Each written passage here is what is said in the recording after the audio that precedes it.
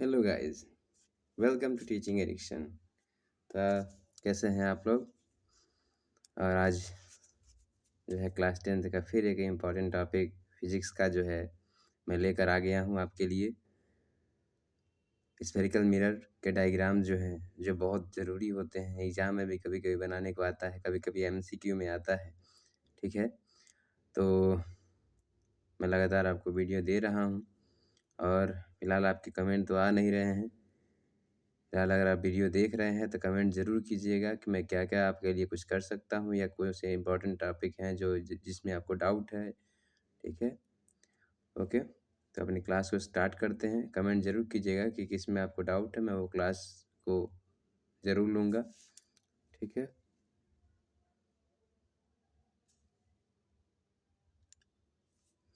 तो गाइज़ आज हम पढ़ने वाले हैं representation of image formed by spherical mirror. ठीक है? एनसीईआरटी स्टाइल में ही पढ़ेंगे। ठीक है? तो कहने का मतलब क्या है कि ये जो स्फेरिकल मिरर होता है, ये जो स्फेरिकल मिरर होता है, ठीक है, एनसीईआरटी स्टाइल थियरी जो है क्या है, स्फेरिकल मिरर जो होता है,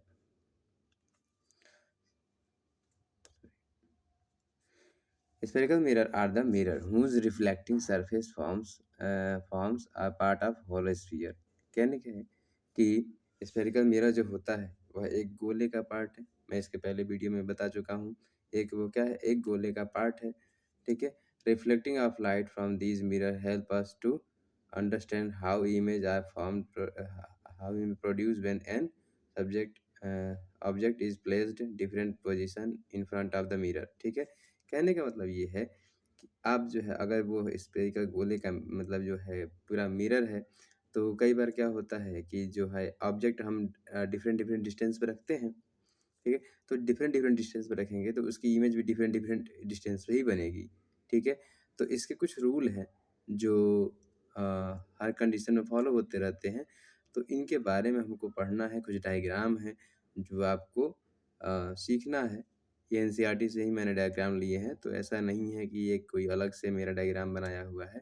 ठीक है, तो आप देख सकते हैं। चलते हैं पहले रूल पे।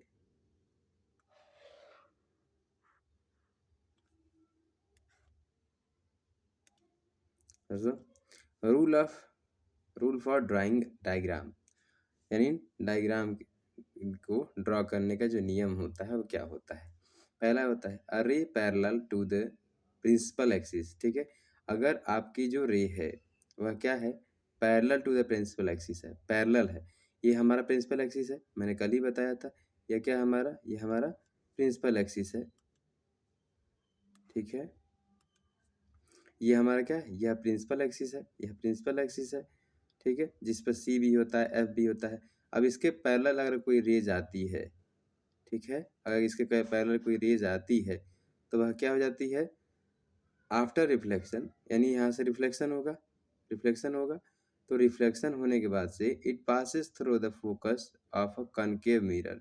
ठीक है, तो अगर कनकेव मिरर है तो उसके फोकस से होके जाएगी। यहाँ फोकस है, यहाँ देख रहे हैं आप।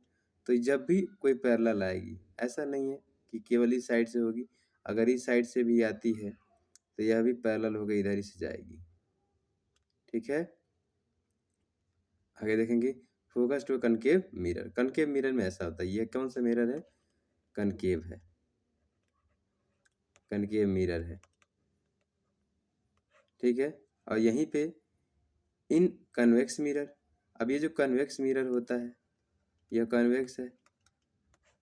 अब ये कन्वेक्स मिरर है तो इसमें क्या होता है, इसके पैरेलल भी जो रेज आती है, जब प्रिंसिपल एक्सिस के पैरेलल जब रेज आती है तो यह भी क्या हो जाती है कि यहाँ पे देखेंगे आप, ये है एफ, यहाँ फोकस है, पर ये इमेजिनरी फोकस है। ठीक है, क्या है, इमेजिनरी फोकस है। तो यहाँ पे क्या होगा, यहाँ पे ऐसे डॉटेड लाइन में यानी मिलती हुई प्रतीत होगी, क्या है, comes from its focus. Appear, appear में तो क्या होता है, प्रतीत होना या ऐसा लगना, काल्पनिक रूप से ऐसा लगना कि यह फोकस पे मिल रही है। ठीक है, तो आप देख पाएंगे कि यहाँ से ये रिफ्लेक्ट हो रही है, यहाँ से ये बाउंस बैक हो जा रही है, यानी यहाँ वापस चली जा रही है। ठीक है, लेकिन इसका जो मिलता हुआ प्रतीत हो रहा है वह कहाँ हो रहा है, फोकस पे हो रहा है। तो आप ये दोनों डायग्राम को याद रखेंगे, बहुत ही इंपॉर्टेंट है ये दोनों डायग्राम, ठीक है। तो क्या हो गया, जब रेज क्या है प्रिंसिपल एक्सिस के पैरेलल होगी तो क्या होगा, वह फोकस पर मिलती हुई मिलेगी या तो मिलती हुई प्रतीत होगी, ठीक है।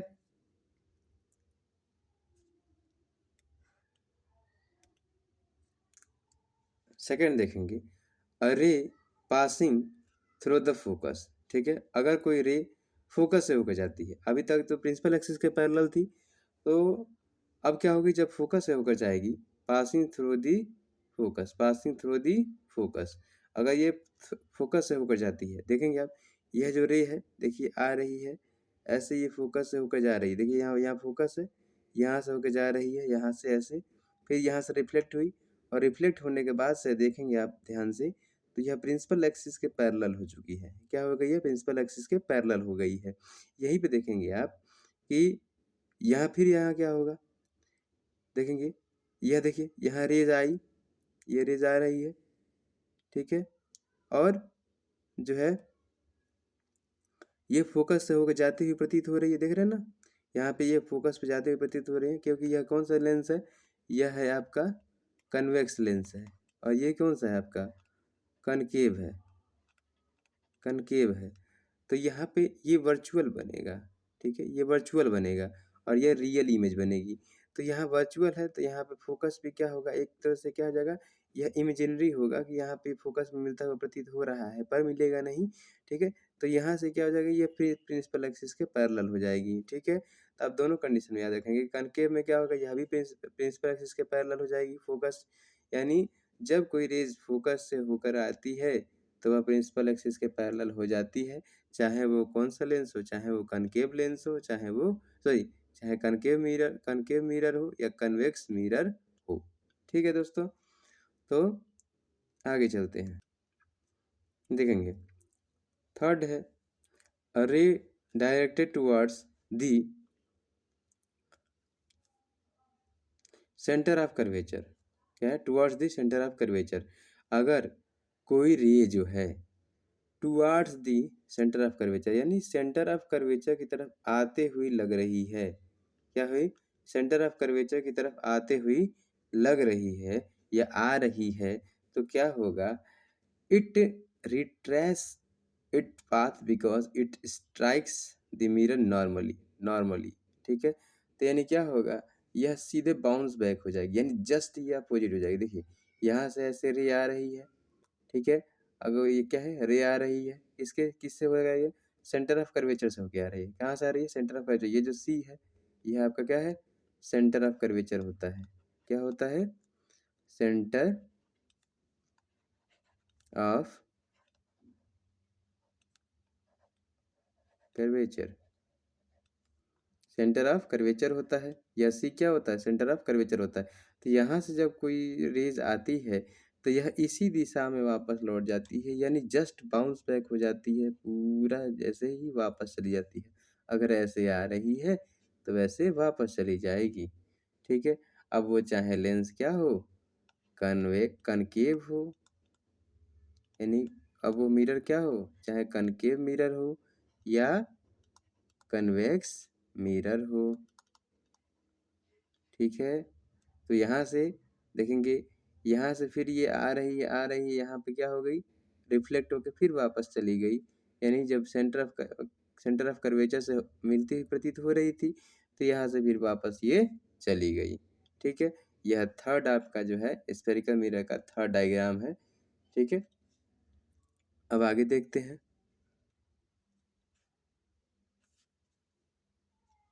देखेंगे, अरे इंसिडेंट एट द पोल, यानी क्या है यहाँ पे, इंसिडेंट एट द पोल, अगर कोई रे सीधे कहाँ जी गिरे, पोल के ऊपर गिरे, यह देख रहे हैं आप, यह है पोल, कहाँ होता है, यहाँ होता है, कहाँ होता है, यहाँ, ये देख रहे हैं आप, यहाँ ये पोल होता है, क्या होता है, पोल।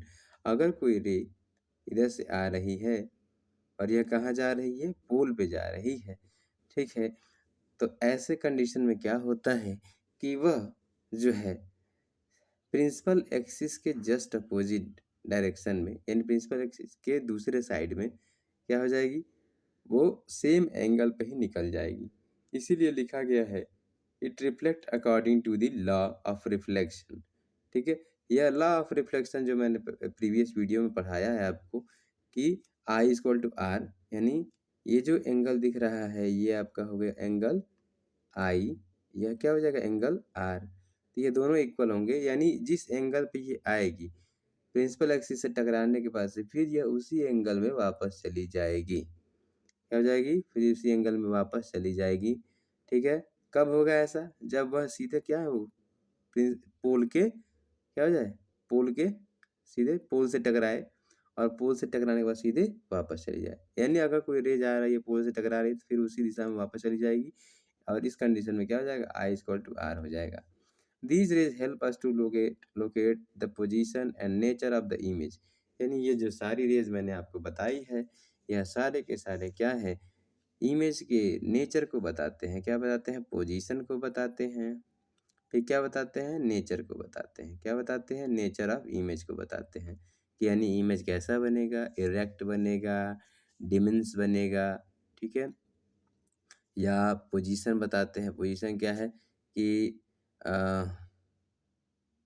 जो है फोकस और कर्वेचर के बीच में बनेगा या जो है पोल के पास बनेगा। ऐसे बहुत सारे कंडीशन है जो आपको अगले क्लास में मैं बता दूंगा आपको। ठीक है, तो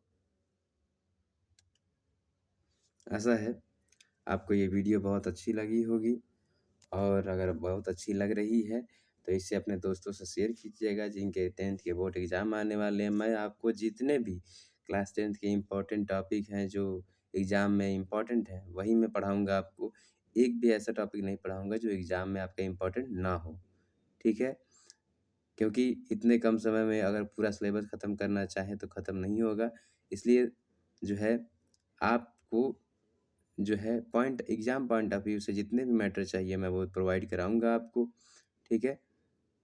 ओके दोस्तों, अगर आपको वीडियो अच्छा लगा हो तो लाइक कीजिएगा, शेयर कीजिएगा, सब्सक्राइब कीजिएगा। Thank you.